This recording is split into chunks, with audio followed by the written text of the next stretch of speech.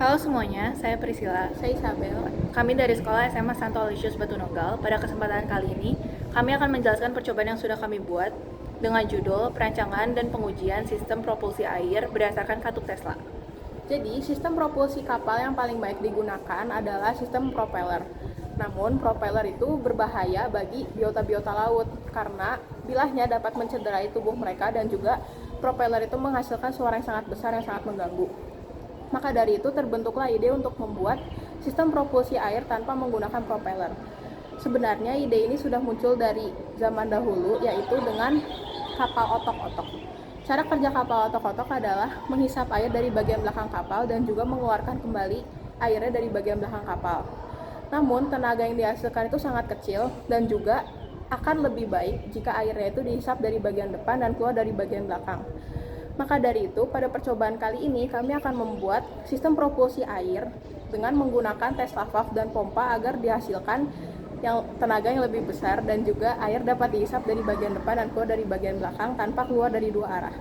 Jadi, saya akan menjelaskan mengenai konsep Tesla valve. Jadi, konsep Tesla valve adalah saluran yang bisa dengan mudah mengalir ke arah depan, tapi akan sulit untuk kembali ke belakang. Nah, kenapa hal itu bisa terjadi? Karena itu tuh ada loop-loop yang sudah kami buat dalam Tesla valve kami. Kami membuat berbagai variasi, nanti kalian bisa melihatnya. Nah, jadi apa sih fungsi dari loop itu? Loop itu tuh saat airnya akan kembali ke belakang, dia bakal menahan, dia akan balik dan menahan dirinya sendiri. Nah, jadi kayak kita ngira kalau misalnya Tesla valve itu bakal bisa buat optimalin kemajuan dari kapal kita. Tanpa berlama-lama, kita bakal langsung ke cara membuat kapalnya. Pada percobaan kali ini, kami membuat 3 jenis saluran air dengan menggunakan 3D printer. Satu hanya pipa biasa dan duanya menggunakan katup Tesla. Selanjutnya, pada bagian atas saluran air diberi lem silikon, kemudian ditutup dengan menggunakan triplek.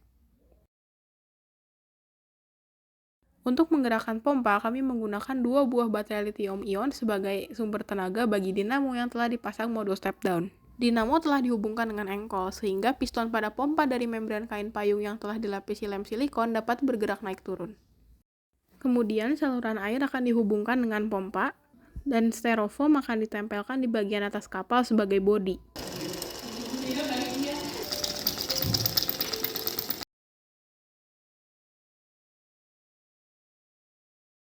Agar kapal bergerak, pompa akan mengisap air dari saluran depan kapal dan mengeluarkannya lewat saluran belakang kapal. Tesla valve berperan ketika air akan keluar melalui saluran depan. Aliran air keluar akan terhambat oleh aliran air yang baru masuk, sehingga air akan mengalir ke bagian loop dan bersatu kembali dengan aliran air masuk menuju saluran ke belakang. Grafik pada gambar yang tertera menunjukkan bahwa untuk model pertama, ada sedikit kolerasi bahwa semakin besar frekuensi, maka akan semakin besar juga kecepatan yang didapat. Tapi kami tidak dapat melihatnya pada model kedua dan ketiga. Grafik pada gambar yang tertera menunjukkan bahwa model kedua dan ketiga tuh menunjukkan adanya kolerasi bahwa semakin besar tegangan, maka frekuensi yang dihasilkan akan semakin kecil. Namun sayangnya untuk model pertama, terdapat perbedaan karena hasilnya sangat berkebalikan dengan model-model yang lainnya seperti model kedua ataupun ketiga. Tapi sayangnya kita belum mengetahui alasannya secara jelas. Mungkin kita bisa menduga bahwa adanya jumlah masuk air yang berbeda saat diuji ataupun karena sifat dari valve-nya itu sendiri. Grafik pada gambar yang tertera menunjukkan bahwa untuk model kedua dan ketiga, bahwa besarnya gaya dorong itu nggak terlalu bergantung sama frekuensi. Karena kita bisa lihat di grafiknya bahwa hasilnya tuh cukup konstan dengan ketidakpastian yang ada. Namun beda halnya dengan model yang pertama.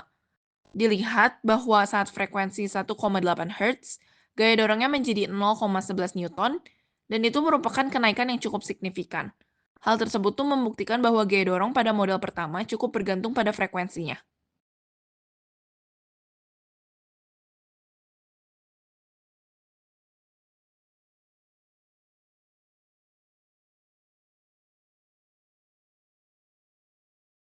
Jadi sekian video dari kami, semoga video dari kami bisa bermanfaat. Terima kasih.